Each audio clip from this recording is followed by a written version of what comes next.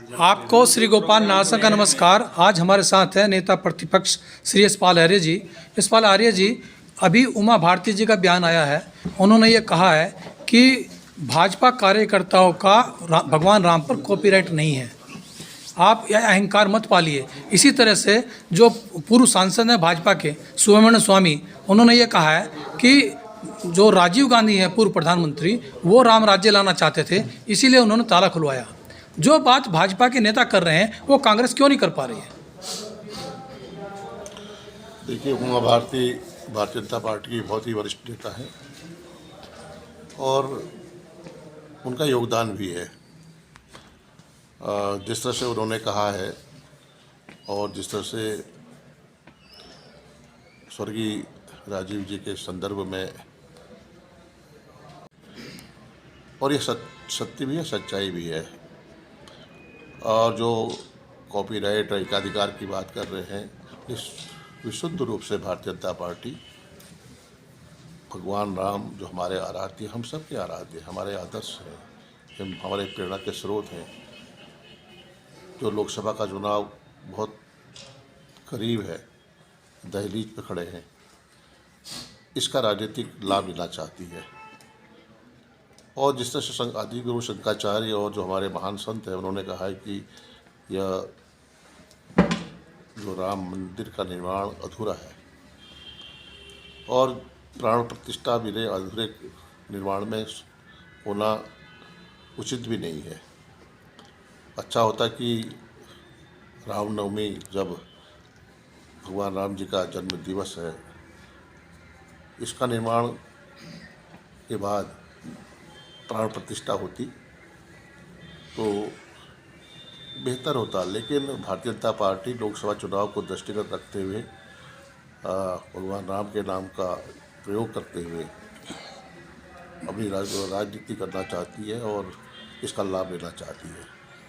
और जिस तरह से भारतीय जनता पार्टी का ये जो पूरे देश और में एक माहौल तैयार किया जा रहा है कि जो मुद्दे थे, आज के मुद्दे, महंगाई है, बेरोजगारी है, भ्रष्टाचार है और समाज को बांटने की लगातार कोशिश है, धर्म जाति के नाम पर, मजहब के नाम पर देश को बांटा जा रहा है, लोकतंत्र को कमज़ोर किया जा रहा है और न्यायिक संवैधानिक जो हमारी संस्थाएं हैं उनको ख़त्म किया जा रहा है। इसको दरकिनार करके भगवान राम के नाम पर उन मुद्दों को गायब करने के बाद जनता का ध्यान हटाते हुए राम मंदिर के नाम पर, भगवान राम के नाम पर ये लोकसभा के चुनाव में जाना चाहते हैं।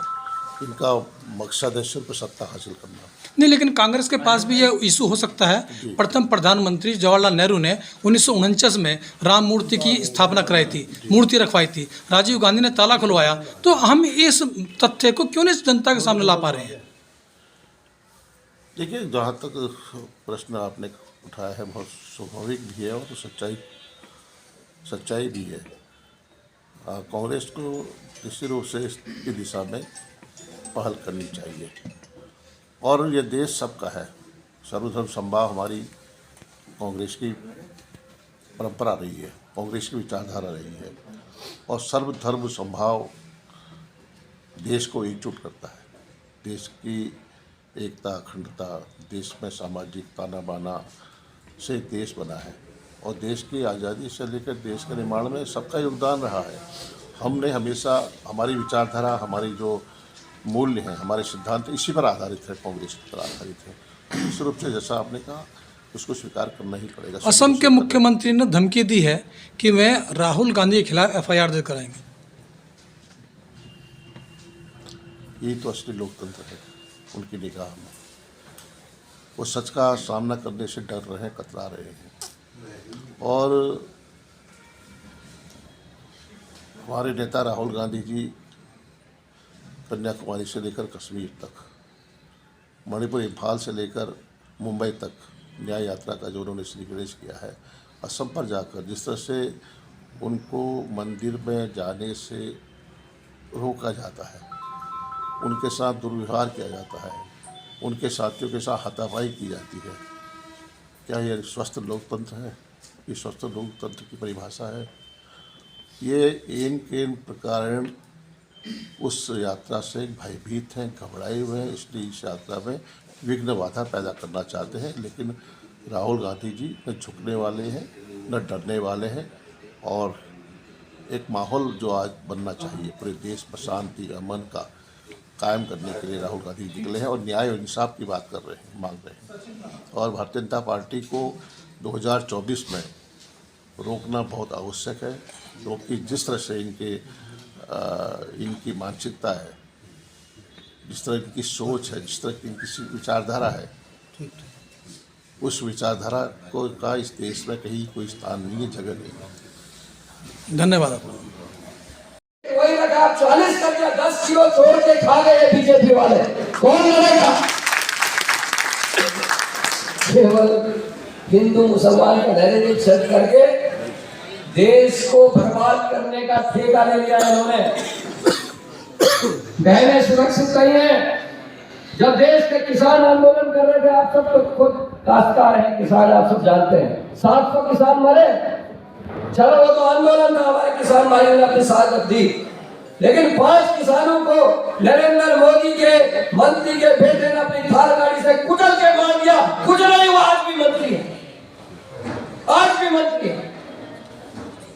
हमारे लाल बहादुर शास्त्री जिस समय रेल मंत्री थे, रेल का एक्सीडेंट हुआ, 2 घंटे रेल का इस्तीफा दे दिया, लेकिन नरेंद्र मोदी और उसके एमपी कुछ कर ले। मणिपुर में बहनों को नल्ला घुमाया गया, नर्वस किया गया, लेकिन चर्चा नहीं। वो तो मजाक छोड़ देंगे। वो तो मंदिर जिसको कोर्ट ने बनाया उस पर कब्जा करेंगे। मंदिर की लड़ाई लड़ी शंकराचार्यों ने, मंदिर की लड़ाई लड़ी रामन्यास ने, और मोदी वहां उद्घाटन कर रहा। और शंकराचार्य कहते हैं कि मंदिर शरीर होता है, और जैसे हमारा शरीर पूरा होता है तब आत्मा रहती है। शंकराचार्य कह रहे मंदिर शरीर होता है, मूर्ति उसकी आत्मा होती। सिर है नहीं, धड़ है नहीं, हाथ है नहीं, पैर है नहीं, स्थापना कर दी, कहाँ रहेगी आत्मा? लेकिन ये बीजेपी है। ये याद आ जाए कि घर में पढ़ा लिखा बेटा बेटी बेरोजगार है, कहीं ये याद ना आ जाए कि किसान मर गए, कहीं ये याद ना आ जाए कि केदारनाथ के मंदिर में 230 किलो सोना छोड़ दिया, कहीं ये याद ना आ जाए कि किसी बेरोजगार बच्चे एग्जाम देने का एग्जाम जो है लीक हो गया, पेपर लीक हो गया। वो केवल और केवल वही काम करते जिससे धार्मिक भावनाओं को भड़काकर हिंदू और मुसलमान भाइयों को आपस में झगड़ा करा सके और वोट ले सके। इस समय हिंदुस्तान खतरे में है। क्या कहता था मोदी कि डॉलर तगड़ा होना, बदल के अपने नाम पे करने की कोशिश करते हैं। मनरेगा हमारी योजना है जिसको बर्बाद कर दिया है। यहाँ पर अगर कोई प्रधानगढ़ और बीडीसी मेंबरगढ़ जिला पंचायत सदस्य होंगे, प्रमुख होंगे, वो देखिए, पूछिए कितने महीनों से मनरेगा में पैसा लिया है। गरीब को मिलने वाली हर इमदाद को रोका जा रहा है ताकि वो सोच ही ना सके, वो अच्छे और बुरे का भेद ना कर सके। उसको केवल अपने बेटे बेटी का भूखा पेट दिखाई दे, बिना कपड़ों के अपने बच्चे दिखाई दे, ताकि वो अच्छा और बुरा समझ ना सके। ये नरेंद्र मोदी कर रहा है, ये नरेंद्र मोदी कर रहा है। जो रामलला की बात करते हैं, इस उत्तराखंड के इष्टदेव केदारनाथ में 223 किलो सोना चोरी हो गया, उस पर बात क्यों नहीं करते, जांच क्यों नहीं बताते? ये बात आपको हमको करनी चाहिए। इनके पास कुछ नहीं। आज क्या हो रहा है, राशन कार्डों में यूनिट कम कर दी जा रही। अगर परिवार में 2 भाई अलग हो रहे हैं तो कार्ड नहीं बन सकते। वेबसाइट पता नहीं कब से, साल भर से बन रहे हैं, कार्ड ही नहीं बन रहे। ये ठगों की सरकार है और ये सरकार हिंदुस्तान को कमजोर कर रही है। अग्निवीर योजना क्या है? आज पूरे व्यापार को पूरे भारत में केवल 4 या 5 लोग चला रहे हैं। तुम्हारे और मेरे भाई अगर 10,000 रुपए का कर्जा लेते हैं और एक किस्त नहीं जा रही तो अमीन घर आ जा रहा, पटवारी घर आ जा रहा है। लेकिन अडानी और अंबानी जैसे लोगों के लाखों करोड़ रुपए के कर्ज माफ किए जा रहे हैं। किसका पैसा है? वो आपका पैसा है, जो आप माचिस खरीदते हो, साबुन खरीदते हो, कपड़े खरीदते हो। आपके बच्चे जो नौकरी करते हैं, जो तनख्वाहों पर टैक्स दे रहे हैं, वो पैसा है जो अंबानी और अडानी का माफ किया जा रहा है। हमारे पैसे पे वाहवाही हो गई। आपको श्री गोपाल नारसन का नमस्कार। डिवाइन मिरर हिंदी चैनल में आपका बहुत बहुत स्वागत है। आइए जान लेते हैं आज की कुछ खास चर्चित खबरें। जैसा कि आप देख रहे थे, 28 जनवरी को उत्तराखंड के देहरादून में आ रहे कांग्रेस अध्यक्ष मल्लिकार्जुन खड़गे की जनसभा को सफल बनाने के लिए रुड़की में आयोजित तैयारी बैठक में नेता प्रतिपक्ष यशपाल आर्य ने डिवाइन मिरर हिंदी चैनल से बातचीत की और भाजपा नेत्री पूर्व मुख्यमंत्री उमा भारती के इस बयान का समर्थन किया, जिसमें उन्होंने कहा था कि भगवान राम पर भाजपा का कॉपीराइट नहीं है। उन्होंने राम मंदिर उद्घाटन को भाजपा के राजनीतिक लाभ का आयोजन बताया। वहीं पूर्व मुख्यमंत्री हरीश रावत व प्रदेश कांग्रेस अध्यक्ष करण माहरा ने भाजपा पर ज्वलंत मुद्दों से विमुख होने का आरोप लगाया। हरीश रावत बिजली कटौती के विरोध में कल बिजली कार्यालय के सामने रुड़की में धरना भी देंगे। अयोध्या में नवनिर्मित राम मंदिर के गर्भगृह में आज अचानक एक बंदर पहुंच गया। बंदर कुछ देर तक रामलला को निहारने के बाद वापस चला गया। हालांकि सुरक्षा कर्मी घबरा गए थे कि कहीं बंदर मूर्ति को नुकसान न पहुंचा दे। हरिद्वार में भारी ठंड के बीच एक कलयुगी मौसी ने 7 वर्षीय मासूम बच्चे को हर की पैड़ी पर गंगा में डुबोकर मार दिया। पुलिस ने हत्यारिन मौसी को गिरफ्तार कर लिया है। हत्यारिन मौसी सुधा का कहना है कि 7 वर्षीय रवि ब्लड कैंसर से जूझ रहा था और उसे ठीक करने की आस में उसने उसे 5 मिनट तक गंगा में डुबोए रखा, जिससे उसकी मृत्यु हो गई। बच्चे का पिता राजकुमार सैनी दिल्ली में फूल बेचने का कार्य करता है।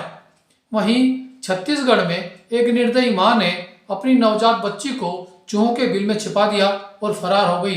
पूरी रात बच्ची मिट्टी के ढेर में दबी रही। सुबह बच्ची के रोने की आवाज सुनकर बारूपाट के सरपंच ने बच्ची को बाहर निकालकर अस्पताल पहुंचाया। उत्तर प्रदेश के संत कबीर नगर में कुछ उपद्रवियों ने माहौल खराब करने की कोशिश करते हुए शोभा यात्रा के दौरान एक मस्जिद के द्वार पर चढ़कर भगवा लहराने व जय श्री राम के नारे लगाए। पुलिस ने उक्त घटना में संलिप्त 5 आरोपियों को गिरफ्तार कर जेल भेज दिया है। यह घटना मेहंदा दावल नगर पंचायत क्षेत्र की बताई जा रही है। उत्तराखंड में इन दिनों पहाड़ से ज्यादा मैदान में ठंड पड़ रही है। तराई क्षेत्र में आज ठंड ने सारे रिकॉर्ड तोड़ दिए। रुद्रप्रयाग में आज न्यूनतम तापमान 0.9 डिग्री सेल्सियस रिकॉर्ड किया गया। वहीं रुड़की में दोपहर बाद तक कड़ाके की ठंड व कोहरे ने जनजीवन प्रभावित किया है। उत्तराखंड की कैबिनेट बैठक में उत्तर प्रदेश की तर्ज पर उत्तराखंड में भी गन्ने के मूल्य में गत वर्ष की अपेक्षा मात्र 20 रुपए प्रति क्विंटल की वृद्धि की गई है, जिसे पूर्व मुख्यमंत्री हरीश रावत ने नाकाफी बताते हुए इसे किसानों के साथ भद्दा मजाक बताया और गन्ना मूल्य 425 रुपए प्रति क्विंटल किए जाने की मांग की। किसान संगठनों ने भी गन्ना मूल्य में 20 रुपए प्रति क्विंटल की बढ़ोतरी को किसानों के साथ अन्याय बताया है। उत्तराखंड में चारधाम परियोजना के तहत 1300 करोड़ रुपए से भी अधिक की लागत से बनाई गई ऑल वेदर रोड की पहाड़ियों के ट्रीटमेंट के नाम पर उन्हें तिरपाल से ढका जा रहा है, जो इस परियोजना की गुणवत्ता की पोल खोलने के लिए काफी है। ब्रह्मा कुमारी संस्था के अतिरिक्त महासचिव बीके ब्रजमोहन भाई बताते हैं कि किस प्रकार ब्रह्मा बाबा ने उनके द्वारा भेजे गए पहली सैलरी के रुपए यह कहकर लौटा दिए थे कि बाबा और बच्चे अलग नहीं है, इसलिए उन्हें पैसे भेजने की कोई जरूरत नहीं है। इसी पर देखिए आज का हमारा यह प्रेरक वीडियो। तो मैंने अपनी फैक्ट्री में जो फर्स्ट सैलरी मिली उसका ड्राफ्ट बना के बाबा को भेज दिया, रजिस्ट्री करा के वो वापस आ गया। अब आप सोचो 21 साल का लड़का हो और उसको ऐसी संस्था मिल जाए जिसको आप पैसा भेजें और वापस आ जाए, उसके दिल पे तो बड़ा भारी छाप पड़ेगा। इस संस्था को पैसे वैसे की कोई वैल्यू नहीं। बाबा ने लिखा तुमको किसने कहा है कि भेजो, बाबा और बच्चे कोई अलग थोड़ी हैं। अच्छा, तो मेरे को फिर जोश आया। मैंने कहा मुरलियों में आता है ऐसे लेता नहीं किसी का। तो मैंने कहा ऐसा तो नहीं हो रहा, मेरे मन में आया। तो फिर मैंने लेटर लिखा कि बाबा ये तो आपने ही कहा था गवर्नमेंट जॉब कर लो। फिर वो मुरलियों के पॉइंट लिखे कि आप मेरा भाग्य नहीं बनाना चाहते आदि आदि।